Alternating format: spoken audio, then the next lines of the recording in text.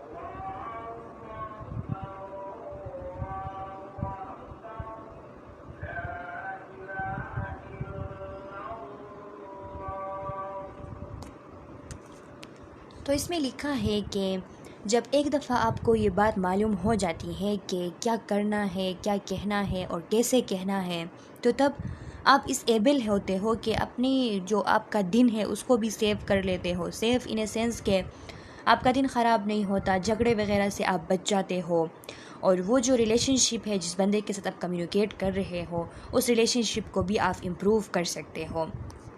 तो effective communication होती ही ऐसी कम्युनिकेशन है कि जब आप इफ़ेक्टिव कम्युनिकेशन आप में होती हैं तो आप में इस चीज़ का सलीका आ जाता है कि कब आपने बोलना है, क्या करना है, कैसे बोलना है।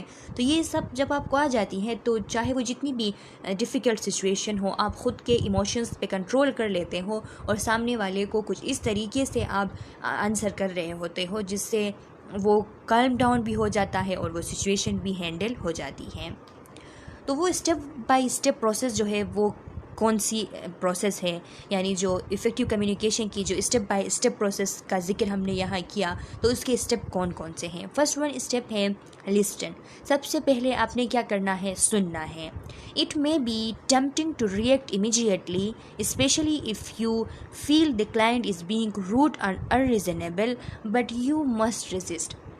क्या होता है कि it may be tempting to react immediately, कि अगर कोई पेशेंट आपके सामने बहुत ज़्यादा रूडली बिहेव कर रहा है, बहुत ज़्यादा अनरीज़नेबल हो रहा है, अनरीज़नेबल मीन्स कि वो गैर माकूल बन रहा है, गैर माकूल बातें कर रहा है, तो उस टाइम ये एक टेम्पटिंग होगा। टेम्पटिंग कहते हैं पुरकशिश को, पुरकशिश होगी, अच्छी बात होगी, आपको पुरकशिश लगेगी, आपको अच्छी लगेगी कि आप इमीडिएटली रिएक्ट करें और उस पर भड़क पड़े। वो एक कहे सामने से, आप उसको 4 सुना दें, तो आपको इस तरह लगेगा, आपको ये टेम्पटिंग फील होगी, ये आपको पुरकशिश लगेगी, अट्रैक्टिव लगेगी कि मैं इस पे इतना भड़क उठूँ कि इसको एकदम से मैं चुप करा दूँ। लेकिन आपने इस तरह नहीं करना है।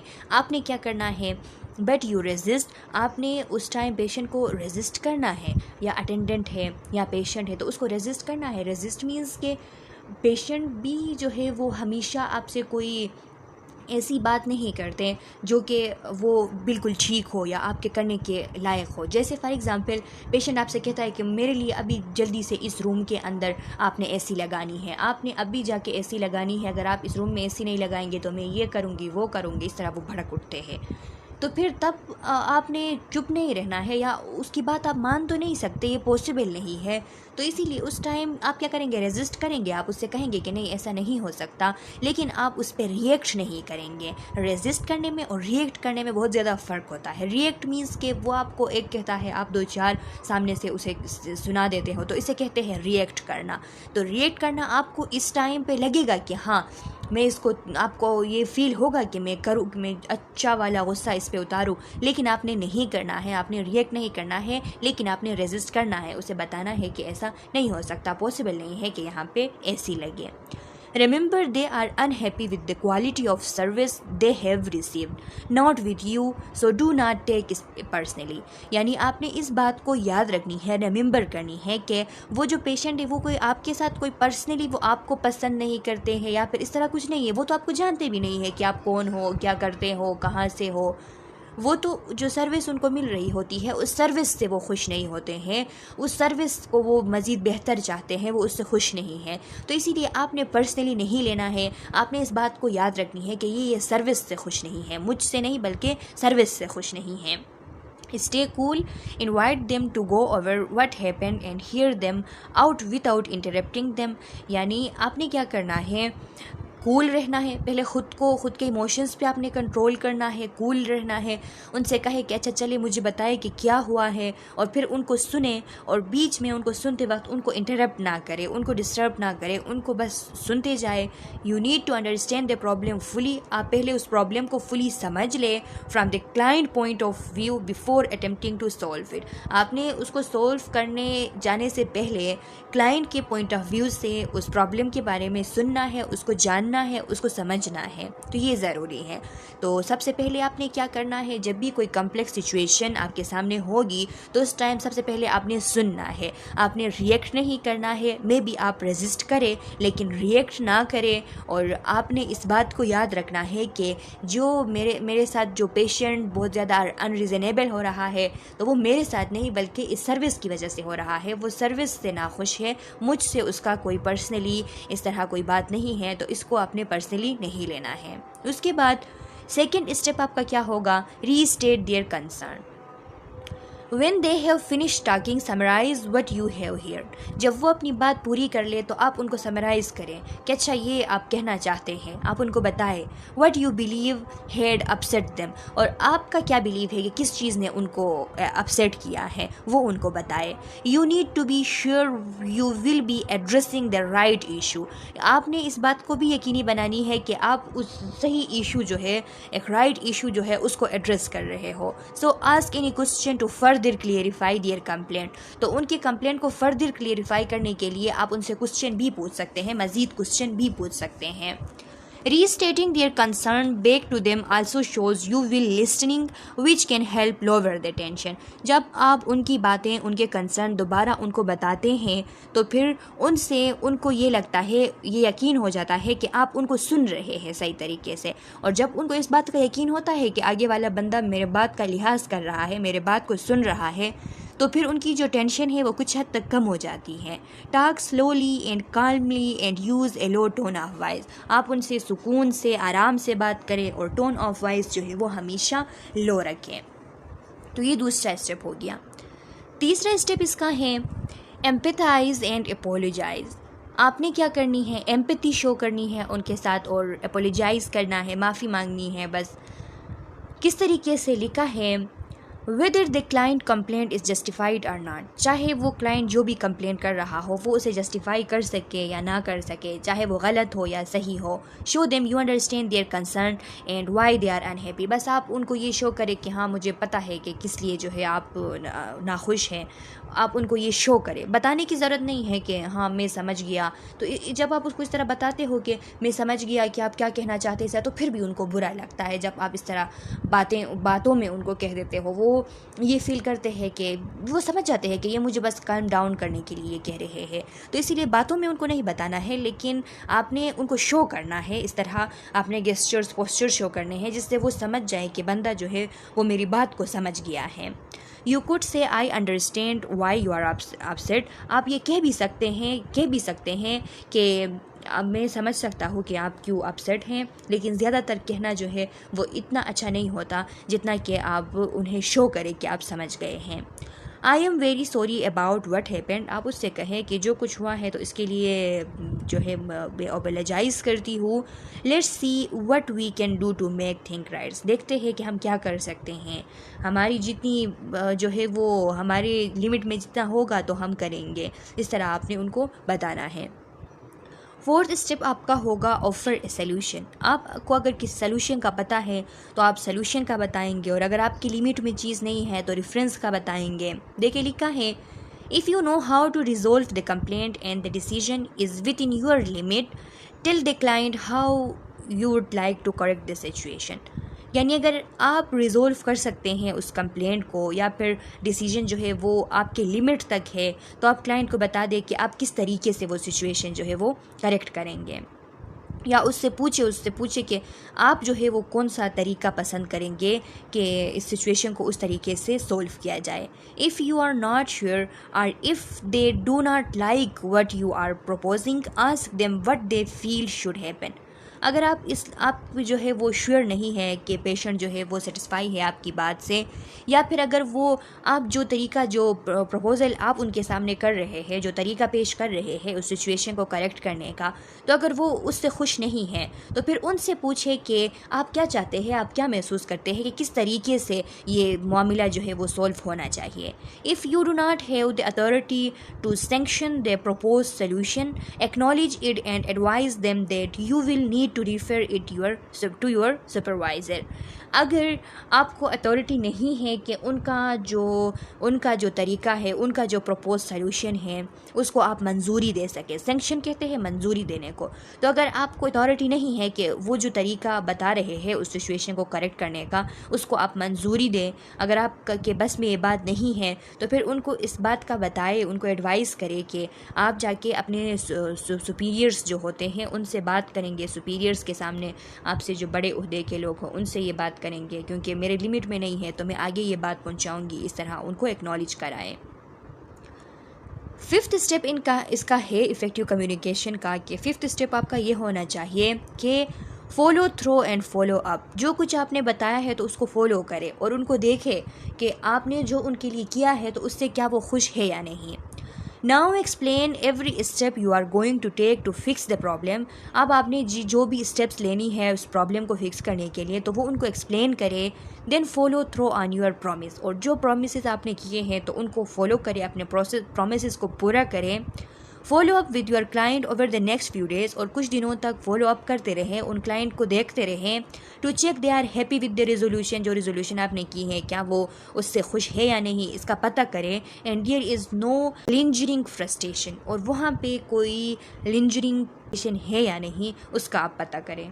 लिंजरिंग फ्रस्ट्रेशन कहते हैं रिमेनिंग फ्रस्ट्रेशन, तो कोई फ्रस्ट्रेशन, कोई मायूसी बाकी तो नहीं है, इसका आपने पता करना है। Tips on managing difficult situation, कुछ टिप्स दिए गए हैं कि अगर डिफ़िकल्ट सिचुएशन हो तो उस टाइम आपने इन टिप्स को फॉलो करना है तो आप डिफ़िकल्ट सिचुएशन को सॉल्व कर सकोगे।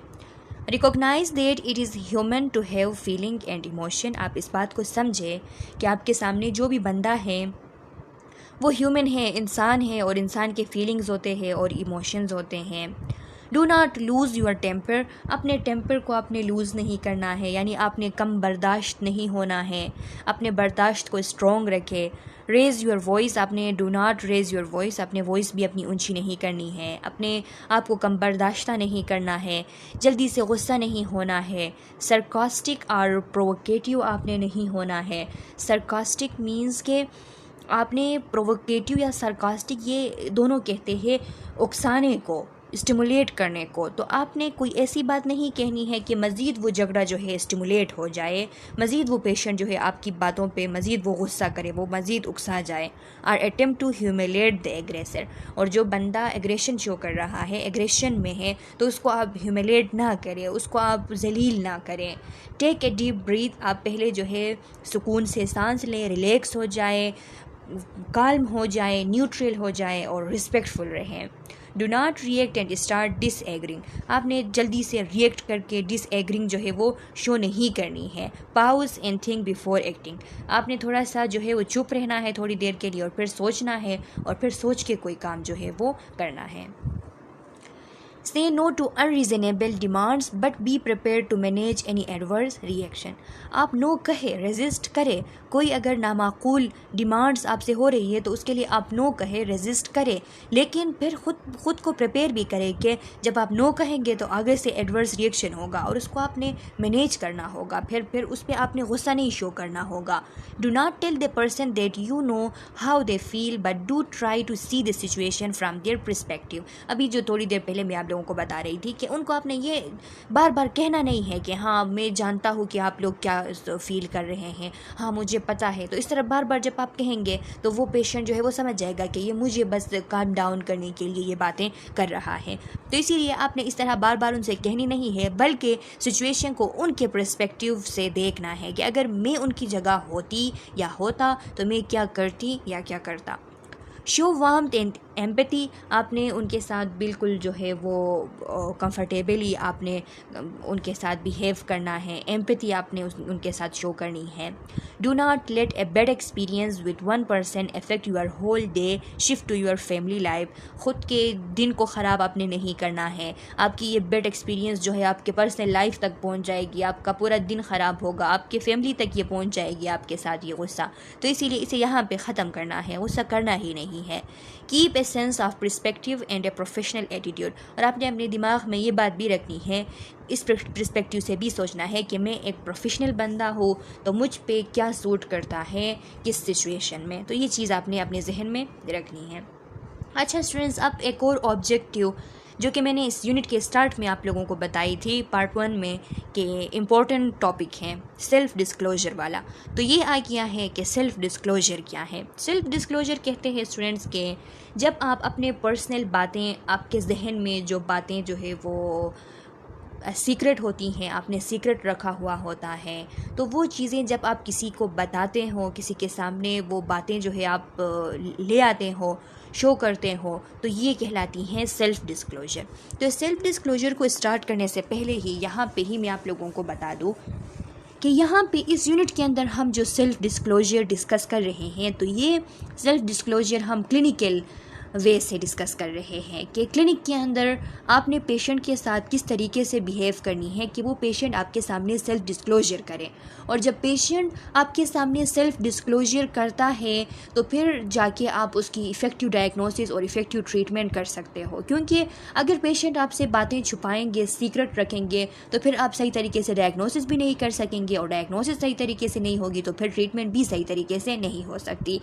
तो इसीलिए इस यूनिट के अंदर हम जितनी भी चीज़ें डिस्कस करेंगे सेल्फ डिस्क्लोजर से रिलेटेड, वो इसके सारे फ़ायदे ही होंगे कि सेल्फ डिस्क्लोजर से ये फ़ायदा होता है, वो फ़ायदा होता है। लेकिन आपने इस बात को भी मद्देनज़र रखनी है कि सेल्फ डिस्क्लोजर अगर आप अपनी सोशल लाइफ में करते हो तो सोशल लाइफ के अंदर जितने इसके फ़ायदे होंगे तो उतने इसके नुकसान भी होंगे। ज़ाहिर सी बात है कि सोशल जो रिलेशनशिप्स होते हैं, इंटरपर्सनल रिलेशनशिप्स होते हैं सोसाइटी में, तो उनमें बेहतरी आ सकती है सेल्फ डिस्क्लोजर से। लेकिन इसका एक इससे रिलेटेड बात ये भी है कि अगर हर किसी के सामने आप सेल्फ डिस्क्लोजर करते हैं, अपने दिल की सारी बातें, अपने सीक्रेट्स सब कुछ बता देते हैं, तो आपके इर्द गिर्द के लोग इतने भी अच्छे नहीं होते कि उन सब से आपको फ़ायदा हो सेल्फ डिस्क्लोजर करने से। तो इसीलिए इन चीज़ों का भी ख्याल रखना ज़रूरी है। तो क्या लिखा है सेल्फ डिस्क्लोजर के बारे में कि self disclosure is the process of passing on information about yourself to someone else whether you intent or not. The details can range from the superficial, such as your favorite food or TV show, to deeply personal information such as religion, beliefs, and big turning points in your private life. Self disclosure एक ऐसी process होती है कि जिसमें आप अपने आप से रिलेटेड इन्फॉर्मेशन पास करते हो किसी दूसरे को बताते हो, ख़ुद से रिलेटेड इन्फॉर्मेशंस किसी दूसरे को बताते हो, चाहे आप इंटेंशन से बताते हो या फिर आप अनइंटेंशनली बताते हो। कभी कभार इस तरह भी होता है कि हम बहुत ज़्यादा फ्रस्ट्रेशन में होते हैं और उस फ्रस्ट्रेशन के वक्त हमारे दिल की जो भी बातें होती हैं, हम सामने वाले को थोड़ा अपने साथ वो अच्छा पा लेते हैं, उस पर भरोसा कर लेते हैं, ट्रस्ट जब डेवलप होती है तो हम सब कुछ उसको बता देते हैं। तो वो जब हम बताते हैं तो हमारी कोई इंटेंशन नहीं होती कि अभी मैं जाके बताऊंगी या बताऊंगा, लेकिन बता देते हैं। तो इसीलिए कह रहा है कि अपने बारे में इंफॉर्मेशन किसी और को बताना, चाहे आप इंटेंशनली बता रहे हो या अनइंटेंशनली, लेकिन वो सेल्फ डिस्क्लोजर कहलाती हैं। और वो जो डिटेल्स आप अपने आप से रिलेटेड बता रहे हो तो वो मोस्ट सुपरफिशियल डिटेल भी हो सकते हैं, जैसा कि आपने अपने फेवरेट फूड के बारे में, फेवरेट टीवी शो के बारे में किसी को बताया, तो वहाँ से लेके आपके डीप पर्सनल इन्फॉर्मेशन भी हो सकते हैं, जैसे कि आपके रिलीजियस बिलीव्स हो या आपकी लाइफ में, प्राइवेट लाइफ में कुछ ऐसे पॉइंट्स हो, कुछ ऐसे टर्निंग पॉइंट्स आए हो, वो आप बता रहे हैं। तो ये सारी चीज़ें सेल्फ डिस्क्लोजर के अंदर आती हैं। Through self disclosure two individuals get to know one another. क्या होता है कि सेल्फ डिस्क्लोजर की वजह से दो बंदे जो है वो आपस में एक दूसरे को जानते हैं। Self-disclosure is considered a key aspect of developing closeness and intimacy with others, including friends, romantic partners and family members. Self-disclosure को इस तरह consider किया जाता है कि ये एक key aspect है कि अगर आप कोई closeness या intimacy means loving relationship, अगर आप अपने friends के साथ, अपने family members के साथ, अपने partners के साथ, जो husband अपने wives के साथ, wives अपने husbands के साथ जो क्रिएट करना चाहते हैं इंटीमेसी और क्लोजनेस, तो उसका एक की जो एस्पेक्ट होता है वो सेल्फ डिस्क्लोजर होता है। जब फैमिलीज़ में बातें सीक्रेट्स नहीं रहती, बातें सबको एक दूसरे के बारे में पता होती हैं, तो उसमें ज़ाहिरी सी बात है प्रॉब्लम कम होती हैं। और जो रोमांटिक रिलेशनशिप्स की यहाँ पे बात आती है, पार्टनर्स की, हस्बैंड वाइफ की, तो हस्बैंड वाइफ दो ऐसी रिलेशनशिप होती है जिसमें सेल्फ डिस्क्लोजर अगर ना हो, अगर बातें एक दूसरे से छुपाई जाए तो वो रिश्ता ही नहीं होता। अकॉर्डिंग टू माई ओपिनियन कि वो रिश्ता जो है वो फिर रिश्ता ही नहीं रहता। उस रिश्ते में जो है कामयाबी से ज़्यादा उसकी नाकामी जो है वो सामने आ जाती है। तो इसीलिए जो पार्टनर्स होते हैं तो उनका तो आपस में सेल्फ डिस्क्लोजर जो है वो मस्ट है। बाकी जो रिलेशनशिप्स है फ्रेंड्स के साथ, फैमिली मेम्बर्स के साथ, तो वो भी जो है उनका भी एक की एस्पेक्ट है self disclosure. There are two types of self disclosure, verbal and non verbal. अब टाइप्स जो है सेल्फ डिस्क्लोजर के टू हैं, वर्बल और नॉन वर्बल दोनों। वर्बली भी हम सेल्फ डिस्क्लोजर कर सकते हैं और नॉन वर्बली हम अपने जो हमारे क्लोथ्स होते हैं, जो हमारे डिफरेंट हमने टेटोज़ यहाँ पे ज़िक्र है, लैंग्वेज हमारी, हम जो गेस्चर्स पोस्चर शो कर रहे होते हैं तो उनके थ्रू भी हम सेल्फ डिस्क्लोजर कर सकते हैं। लिखा है we self disclose verbally for example when we tell others about our thoughts, feeling, preferences, ambitions, hopes and fears. यानी वर्बली जब हम किसी दूसरे बंदे को अपने थॉट्स के बारे में बताते हैं, अपने फीलिंग्स का बताते हैं, अपनी प्रेफरेंसेस का कि किन किन चीज़ों को हम प्रेफर करते हैं उनका जब बताते हैं, अपने एम्बिशंस का, हमारे जो गोल्स होते हैं उनका जब हम बताते हैं, हमारे जो ड्रीम्स होते हैं उनका, अपने होप्स का, अपने फियर्स का, तो उसका मतलब है कि हम वर्बली ख़ुद को डिस्क्लोज़ कर रहे होते हैं। And we disclose non verbally through our body language, clothes, tattoos, jewelry and any other clues we might give about our personality and lives। तो ज़ाहिरी सी बात है कि नॉन वर्बल में हमारी जो बॉडी लैंग्वेज होती है, हमारे क्लोथ्स होते हैं। फॉर एग्ज़ाम्पल किसी बंदे ने अगर बहुत ही ज़्यादा फटा पुराना क्लोथ पहना है तो उसकी सेल्फ़ डिस्क्लोजर हो जाती है, उसकी प्योरनेस का, उसकी प्योरिटी का आपको शो हो रहा होता है कि बंदे ने अगर ऐसी कपड़े पहनी है तो ज़ाहिरी सी बात है कि उसके पास नहीं है पैसे अच्छे कपड़े पहनने की, तो इसीलिए वो पहन रहा है। तो इस तरह ज्वेलरी वगैरह पहन के भी लोग बड़े जो है ख़ुद को डिस्क्लोज़ कर रहे होते हैं। और दूसरे भी ऐसे बहुत सारे क्लूज़ हैं जो अपने पर्सनैलिटी के बारे में लोग नॉन वर्बली दे रहे होते हैं। Factor influencing self disclosure. अच्छा स्टूडेंट्स, अब कुछ ऐसे फैक्टर्स हैं जो कि इन्फ्लुएंस करती हैं सेल्फ डिस्क्लोजर को। इन्फ्लुएंस इन ए सेंस के कुछ ऐसे भी फैक्टर्स होते हैं जिनकी वजह से सेल्फ डिस्क्लोजर जो है वो इन्हेंस हो जाती है, सेल्फ डिस्क्लोजर जो है मज़ीद ज़्यादा हो जाती हैं। कुछ ऐसे भी फैक्टर्स हैं जो कि सेल्फ डिस्क्लोजर को स्टॉप कर देती है। तो फर्स्ट वन है culture. Different cultures have different views on self-disclosure and the topics you disclose about। Different cultures में self disclosure पे different views हैं, यानी कुछ कल्चर्स ऐसे हैं जो कि इसको बहुत ही ज़्यादा सराहते हैं कि अगर सेल्फ डिस्क्लोजर हो तो इंटरपर्सनल रिलेशनशिप्स ठीक होते हैं, जो हमारे सोशल रिलेशनशिप होते हैं वो बेहतर होते हैं, और बहुत सारे ऐसे कॉन्सेप्ट्स से रिलेटेड हैं। और कुछ कल्चर्स ऐसे भी हैं जो इसको हद दर्जे तक रखने की तरगीब करते हैं, और कुछ कल्चर्स ऐसे भी हैं जो इसको बिल्कुल पसंद नहीं करते। या कुछ टॉपिक्स ऐसे होते हैं जिनको डिस्क्लोज़ करना अपने बारे में कुछ कल्चर्स जो हैं वो ठीक नहीं मानती। जैसे कि हमारे मज़हब में, इस्लाम के मुताबिक कुछ ऐसे टॉपिक्स होते हैं, बल्कि बहुत सारे ऐसे टॉपिक्स हैं अगर आप लोग अपने जहन में सोचें कि उनके बारे में हम अपने आप के अलावा किसी दूसरे के साथ इस तरह शेयर करना जो है वो उनकी इजाज़त नहीं होती है ऐसे बातों की। तो इस तरह डिफरेंट कल्चर्स में डिफरेंट बातें जो ख़ुद के अलावा किसी और से शेयर करने और इन सब के बारे में डिफरेंट हमें व्यूज़ मिलती हैं। जेंडर की अगर आप बात करें तो the male and female psyche are inherently different.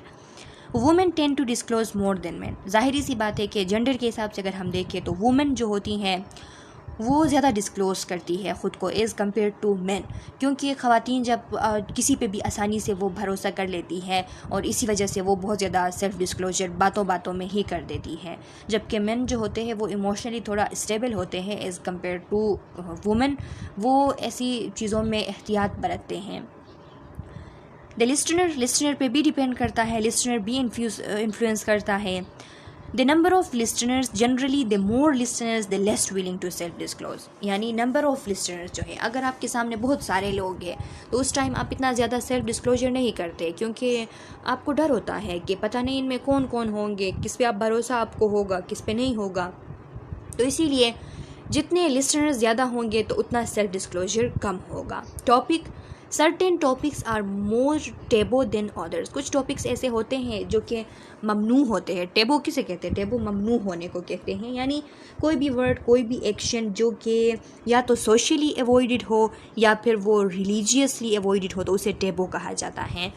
तो कुछ टॉपिक ऐसे होते हैं जैसे फॉर एग्ज़ाम्पल आप उस टॉपिक से रिलेटेड बात नहीं करना चाहते, यानी कुछ टॉपिक ऐसी होती हैं अगर टॉपिक चल रही है तो आपका कोई पर्सनल अटैचमेंट हो सकता है, आपका कोई कल्चर हो सकता है, तो उसकी वजह से आप उस टॉपिक को पसंद ही नहीं करते, और जब पसंद नहीं करते, इंटरेस्ट नहीं होता, तो उस टाइम उस टॉपिक की वजह से आप जो है वो सेल्फ डिस्क्लोजर नहीं करते हैं।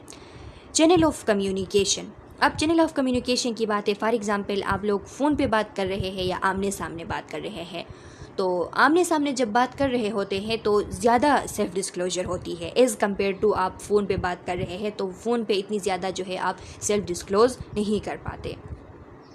अच्छा स्टूडेंट्स, अब ये एक लास्ट ऑब्जेक्टिव है, role of self disclosure in psychological health and use in interpersonal conflicts, के क्या रोल है सेल्फ डिस्क्लोजर का, यानी साइकोलॉजिकल हेल्थ से रिलेटेड और इंटरपर्सनल कॉन्फ्लिक्ट्स को दूर करने के लिए इसका क्या रोल होता है। यानी आप कह सकते हैं कि सेल्फ डिस्क्लोजर के एडवांटेजेस क्या हो सकते हैं। तो इसमें ग्रुप डिस्कशन है, आप लोग भी कमेंट सेक्शन में आपस में डिस्कस करें इस पर कि इसके कौन कौन से फ़ायदे हो सकते हैं। मैं भी कुछ इसके फ़ायदे आप लोगों को बता देती हूँ। फर्स्ट वन तो ये कि जब आप सेल्फ़ डिस्क्लोजर करते हैं, जिस बंदे के साथ सेल्फ़ डिस्क्लोजर करते हैं, तो एक तो ऑलरेडी आपका उस पर ट्रस्ट होता है, और जब आप सेल्फ़ डिस्क्लोजर करते हैं और आपको पॉजिटिव उसका आउटकम मिलता है तो फिर आपका मज़ीद उस पर ट्रस्ट बिल्ड होता है, आपके कनेक्शंस जो है वो मज़ीद बिल्डअप हो जाते हैं। आपको सेल्फ़ डिस्क्लोजर की वजह से इमोशनल कैथारसिस आपकी होती हैं, यानी आपको रिलीफ़ मिलती हैं। आपके इमोशंस जो जिन चीज़ों का आपके जहन पे बोझ था वो आप किसी दूसरे को बता देते हो तो आपका दिल हल्का हो जाता है। बहुत सारे आपस के कॉन्फ्लिक्ट्स जो है वो रिज़ोल्व हो सकते हैं। आप सेल्फ़ डिस्क्लोजर की वजह से स्ट्रेस आपकी रिड्यूस हो सकती हैं। आपको सेल्फ़ डिस्क्लोजर की वजह से सोशल सपोर्ट मिल सकता है। फॉर एग्ज़ाम्पल अपने फैमिली के सामने आप सेल्फ़ डिस्क्लोजर करते हैं, अपने प्रॉब्लम्स बताते हैं तो वो आपको सपोर्ट करते हैं, आपकी सोसाइटी आपको सपोर्ट कर सकती हैं। तो इसके अलावा आप एम्पैथी डेवलप हो सकती है सेल्फ़ डिस्क्लोजर की वजह से, कि आपके साथ कोई एम्पैथी शो कर सकता है जिससे आपको बेटर फील हो। कम्युनिकेशन जो है वो इम्प्रूव होती है। ज़ाहिरी सी बात है, अगर हम एक नर्स और पेशेंट की बात करें तो उसमें अगर जो बंदा है, जो पेशेंट है, वो सेल्फ़ डिस्क्लोजर स्टार्ट करे तो इनके दरमियान फिर कम्युनिकेशन जो है वो मज़ीद इम्प्रूव हो जाएगी और सारी चीज़ों का फिर पता लग जाएगा, जिससे पेशेंट को उसके डायग्नोसिस में और उसके ट्रीटमेंट में बहुत ज़्यादा हेल्प मिल सकती हैं। इसके अलावा आपकी जो कॉन्फ्लिक्ट होती है आपके जहन में, अगर वो ख़त्म ना हो तो कुछ हद तक कम हो सकती है। तो ये जितने भी चीज़ें हैं, तो ये जितने भी मैंने आप लोगों को बताए, तो इसके अलावा भी बहुत सारे ऐसे फ़ायदे हैं साइकोलॉजिकल हेल्थ के लिए सेल्फ़ डिस्क्लोजर के। आप लोग भी 2-3 जो है वो हर एक बंदा, अगर 2-3 नहीं कर सकते तो एक हर बंदा कमेंट सेक्शन में डाल ले। जो मैंने आप लोगों को बातें बताई, इनके अलावा बातें जो है आप कोई भी 2-3 अल्फाज जो है वो अपने बना के कमेंट सेक्शन में डाल दे कि कौन कौन से फ़ायदे हो सकते हैं साइकोलॉजिकल हेल्थ के लिए या फिर इंटरपर्सनल कॉन्फ्लिक्ट्स को रिज़ोल्व करने के लिए। तो इसके साथ आप लोगों का ये यूनिट कवर होता है।